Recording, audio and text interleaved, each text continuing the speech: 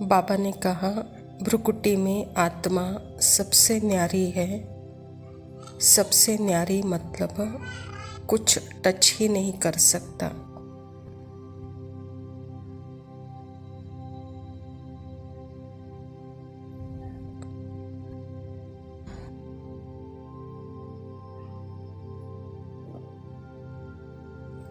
रोग सारे शरीर को होंगे, लेकिन उससे आत्मा का कोई ताल्लुक नहीं।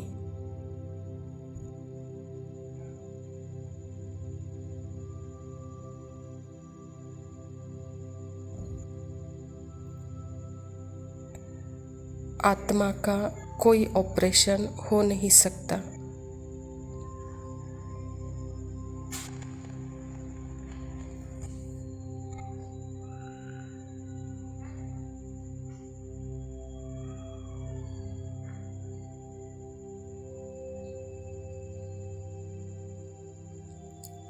आत्मा की उन्नति के लिए ही बाबा के सिवाय और कोई सर्जन नहीं है।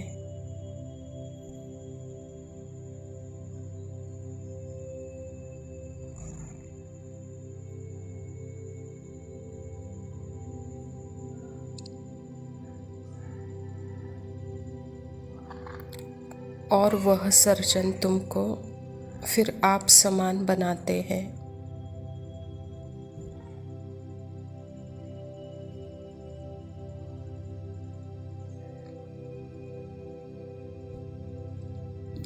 आप समान बनाने का मतलब क्या है? बाबा का पार्ट मेरा पार्ट नहीं हो सकता या नहीं हो जाएगा। वो पार्ट तो अलग ही रहेगा।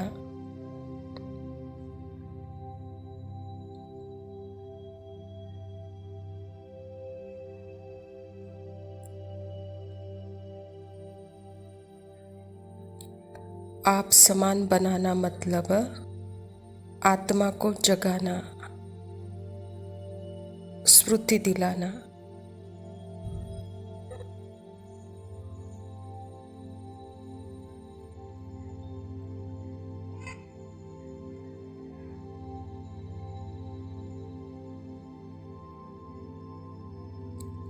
पार्ट तो हम सब आत्माओं का अलग अलग है, पर जो हमारा एसेंसफुल ट्रुथ है वो हमारा सबका एक है।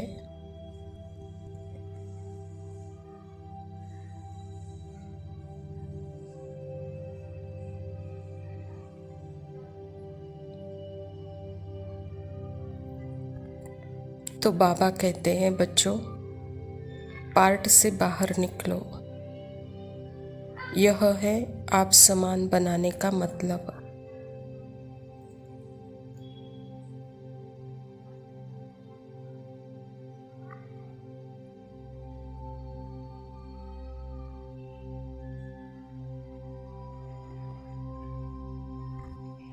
बाप समान बनने का मतलब सिर्फ पार्ट चेंज नहीं होने वाला है।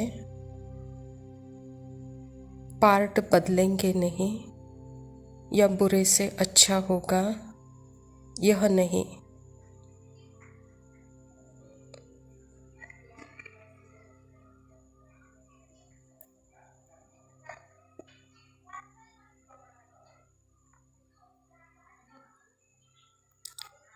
पर हाँ, आत्मा की उन्नति मीन्स अवेकनिंग है, अवेयर है, जागृत है, सत्य में है।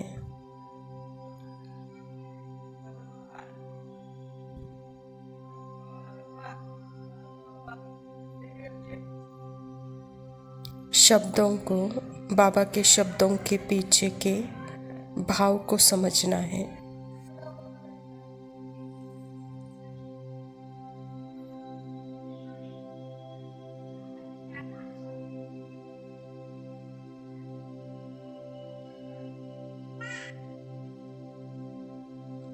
क्योंकि आत्मा की उन्नति मतलब इसका क्या मीनिंग है? क्या आत्मा कोई बेटर या वर्स्ट नहीं बन रही है ना, या बनी है?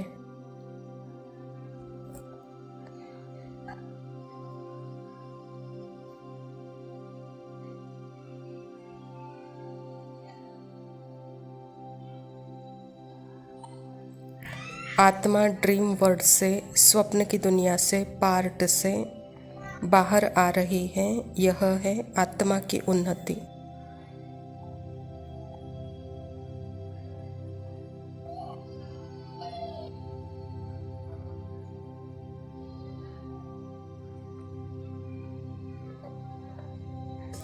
ड्रीम में प्रोग्रेस नहीं, ड्रीम से बाहर आ जाना है।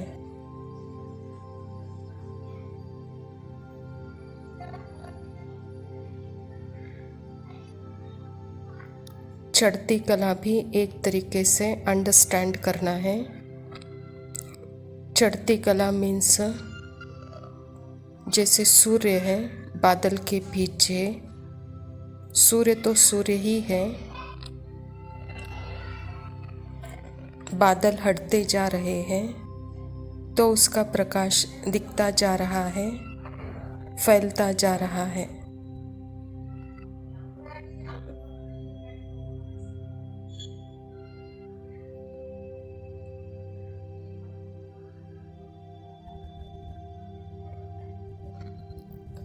बाकी वह कम ज़्यादा नहीं हो रहा है, सूर्य तो सूर्य ही है।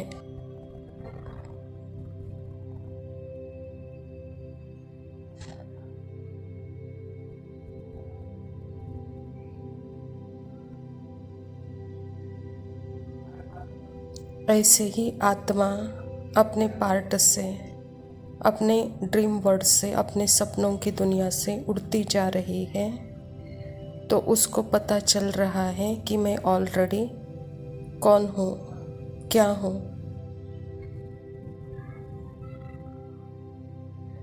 तो जैसे नींद से उठे,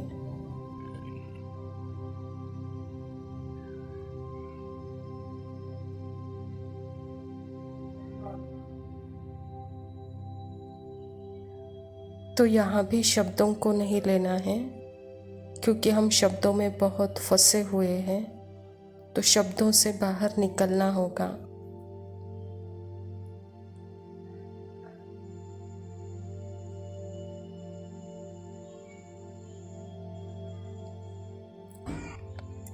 जैसे 16 कला संपूर्ण यानी संपूर्ण जागृत, और संपूर्ण जागृत आत्मा गोल्डन एज और सिल्वर एज में अपने सपनों की दुनिया से वह जागृत है।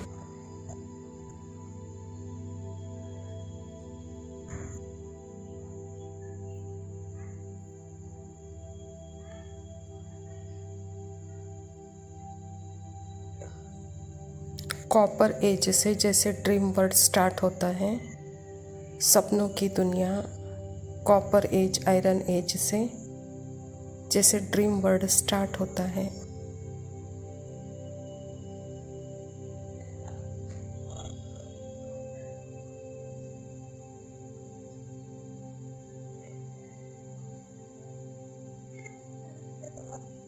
गोल्डन एज में मुझ आत्मा को पता है मैं पार्ट प्ले कर रही हूँ जागृत फिजिकल वर्ल्ड में, जागृत बॉडीज को यूज़ भी कर रही हूँ।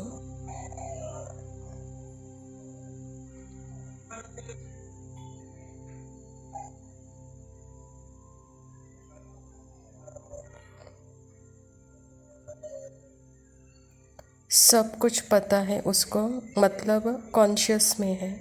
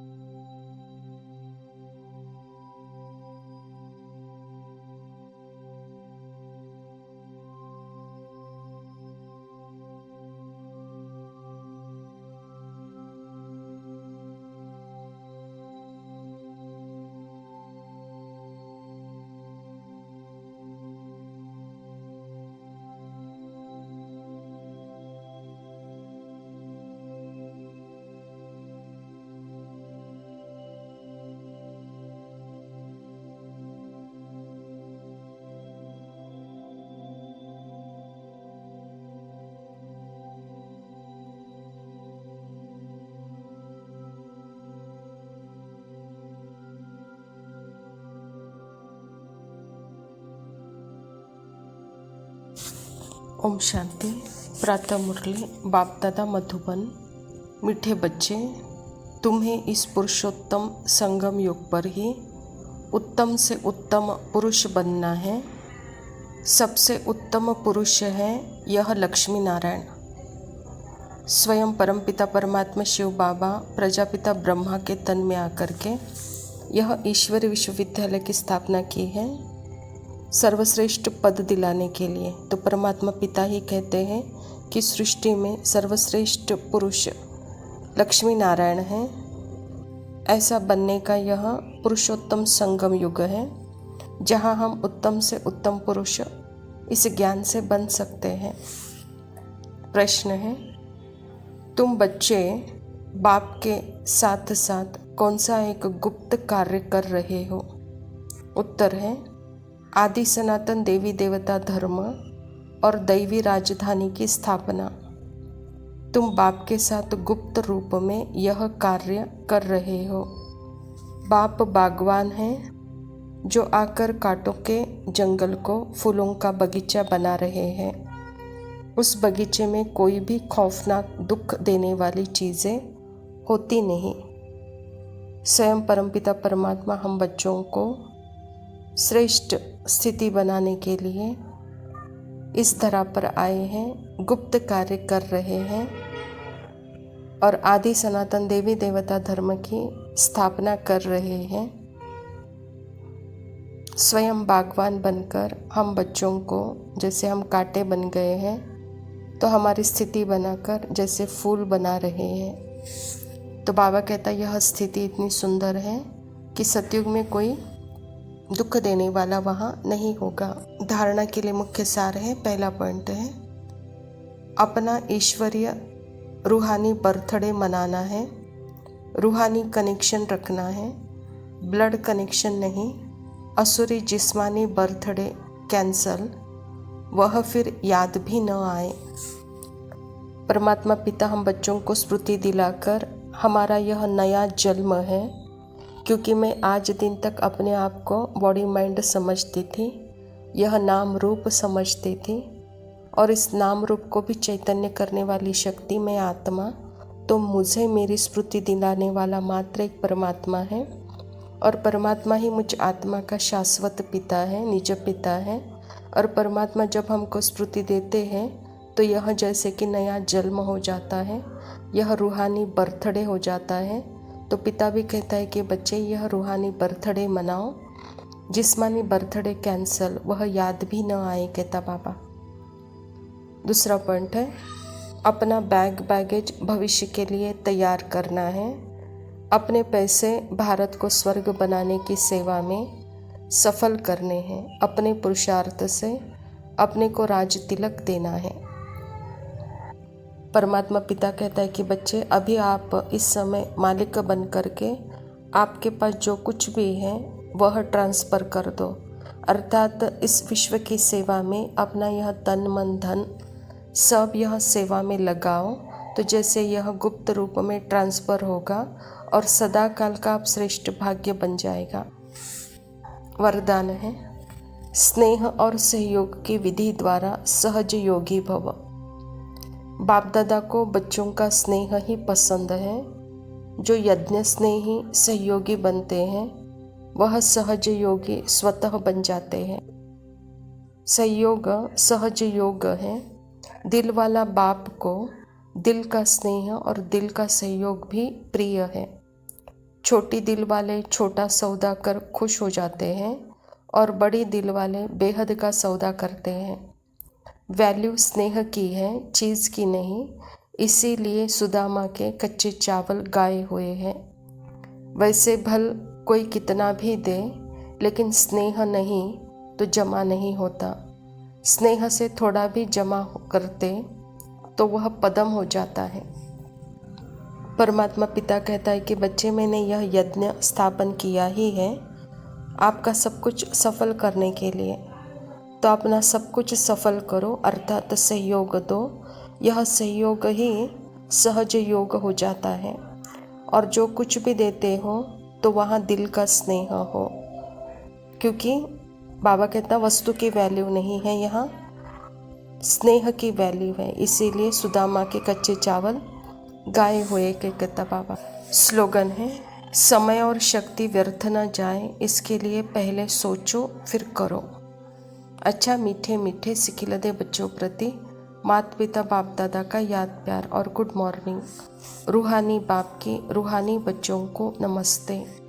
हम रूहानी बच्चों की रूहानी माता पिता बाप दादा को याद प्यार और नमस्ते। लव यू बाबा, शुक्रिया। ओम शांति।